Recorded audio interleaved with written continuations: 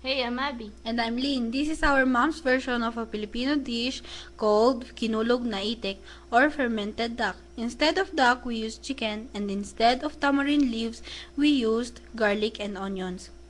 It is common to a Filipino family to eat this delicious fermented duck, but we are not in our homeland and we cannot find the main ingredient.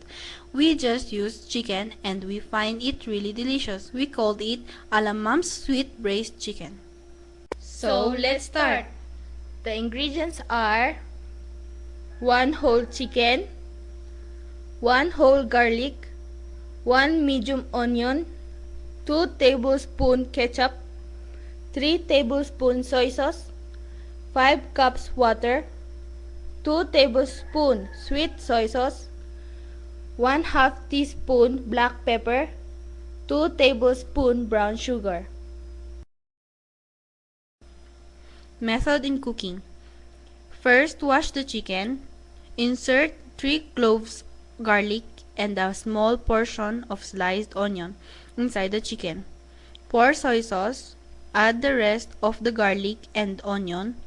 Add ketchup, black pepper, sweet soy sauce, water, and brown sugar.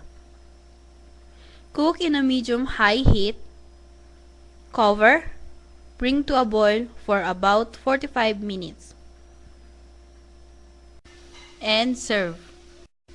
Alamam sweet braised chicken.